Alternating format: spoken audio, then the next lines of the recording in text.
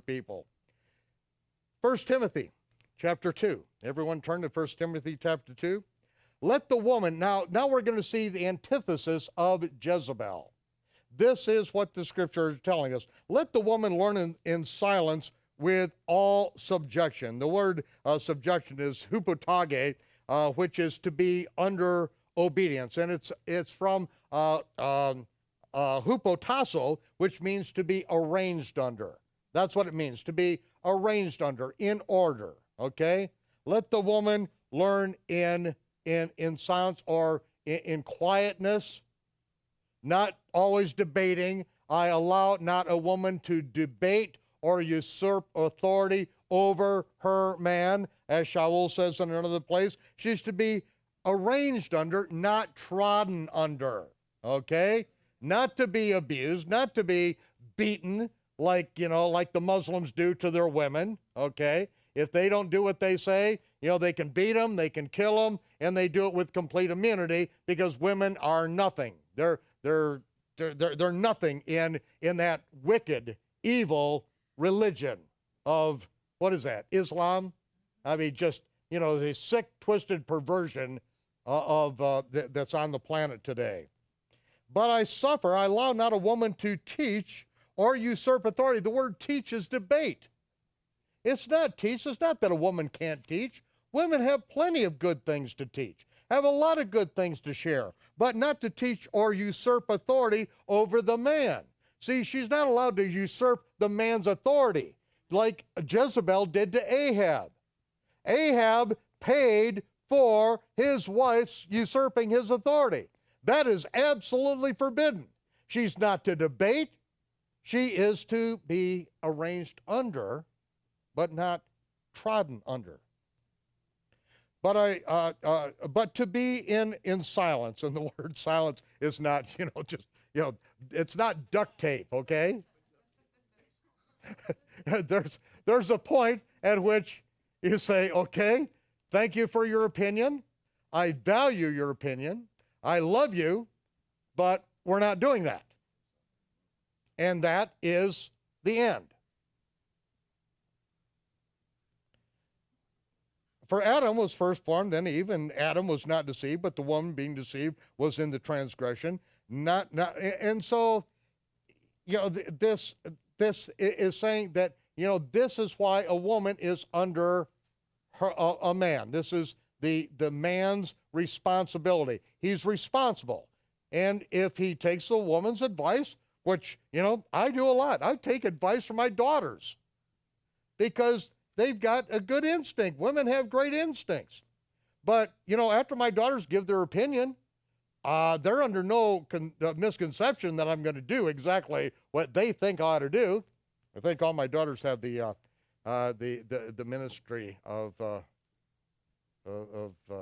encouragement and all. They encourage your dad. You shouldn't do that. Dad, you ought to do something else. Exhortation, ministry of exhortation. But I value their opinion. And it says, notwithstanding, she shall be saved in childbearing. What does that mean, saved?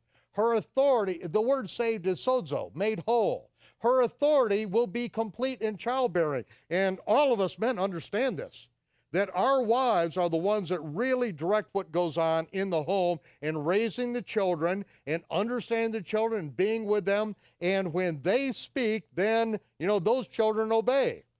And then, of course, the woman has the further authority. You either do this or we're going to wait till your father gets home. And then the belt comes out or whatever, okay? But a woman's authority is under her husband, but her authority is complete in childbearing. That's when she has children, the men listen to their wives. So the women know so much more about raising their children, but still a man is responsible for the final decisions on this. In 1 Corinthians, let's see.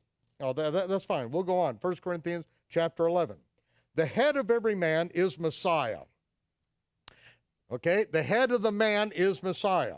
The head of the woman is the man, and the head of Messiah is Yehovah. Okay? Every man praying or prophesy, having his head uncovered. Who's his head? Messiah. It just got through telling you what we're talking about. Who has his head uncovered dishonors his head.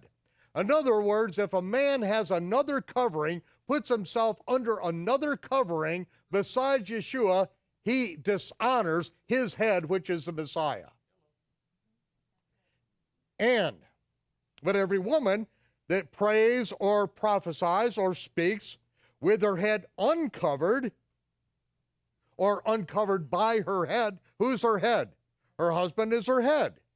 And so if she prays or prophesies and she is not in subjection unto her husband, then it is that she is dishonoring her head, and it's like she were shaven, which is what is done to temple prostitutes. To show that a woman is a temple prostitute, she would shave her head. Okay? That's how it was done. So she's saying, if you're not going to be in a subjection unto your husband, you're like Jezebel. You're a temple prostitute. 1 Corinthians chapter 11. Oh, okay, we were there. 1 Peter chapter 3, verse 1. We're going to go on. Likewise, you wives, be in subjection. Again, hupotasso, be arranged under, be subordinate, be subject to, and obey your husbands. Your own husbands. See, it's not somebody else's husband. It's not the pastor. It's not me. Okay? Women are not subject to me. We have our ladies' night, fellowship, which I forgot to mention. We're going to do this next Wednesday night. Again, the ladies' night fellowship in the chronological gospel. But who's your head? Your husband is your head. And your own husbands. Now this, unfortunately, I'm going to have to show you that husbands are idiots, because the word own is, in the Greek, idios, from which we get the word idiot. You're only an idiot if it's idios epileusis. In other words, one's own letting loose.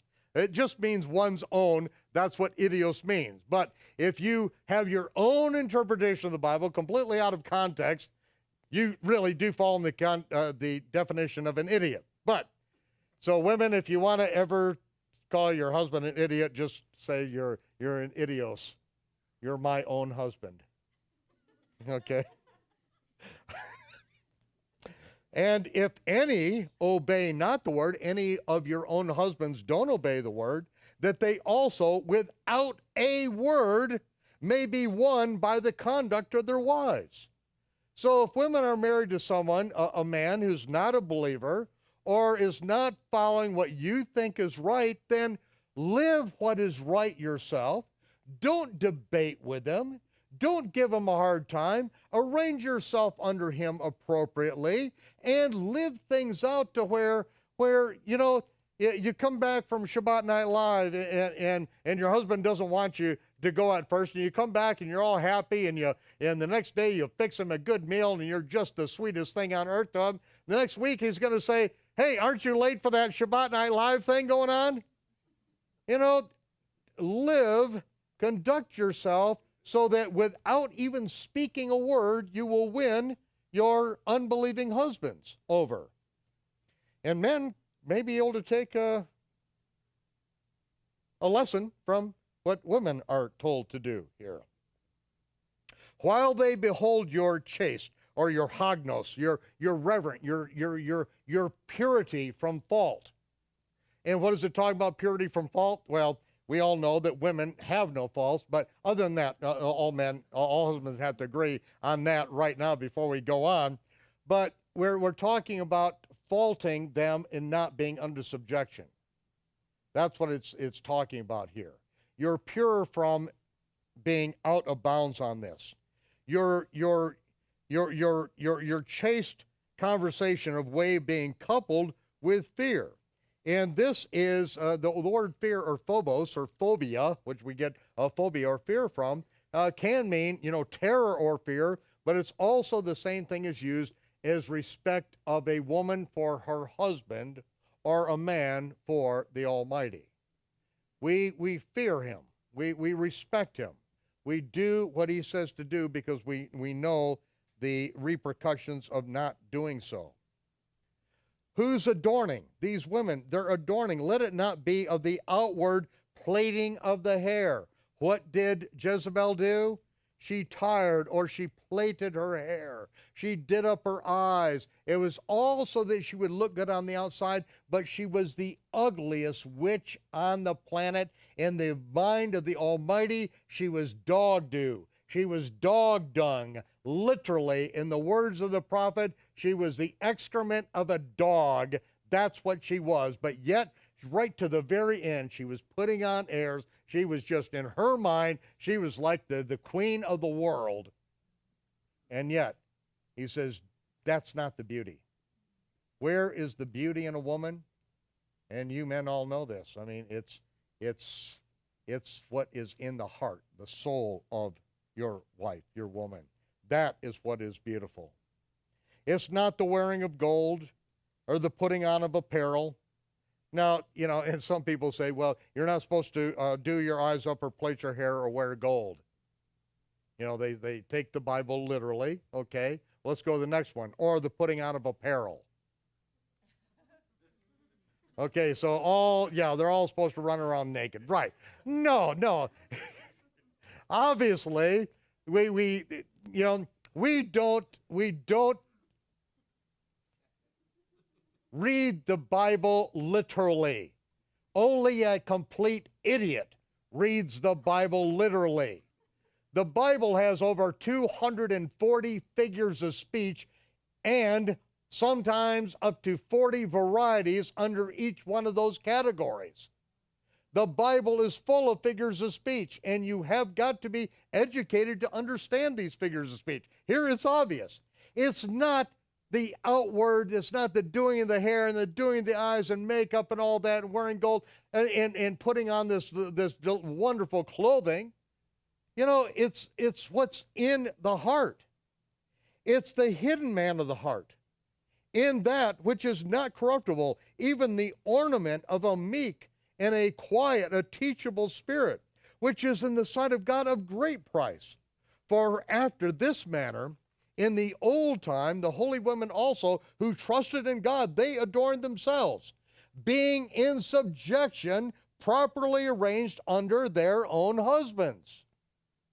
Even as Sarah obeyed Abraham, calling him Baal, the Lord, my liege, whose daughters you are, as long as you do well.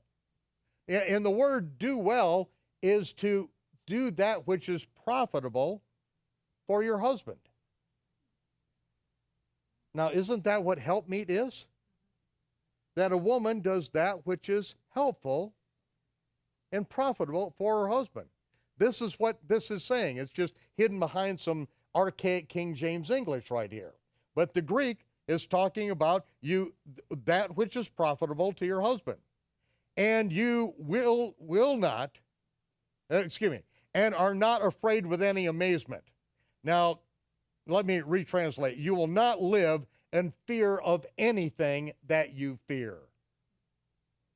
If you are in proper relationship, husband and wife, and a wife's arranged under a husband, then a woman does not need to fear any of the things that she fears. Now, what does a woman fear? You know, what does a woman do when she gets married? You know, and when she starts to have children, I mean, there's a nesting instinct. You know, she's the one that provides the grounding for a family.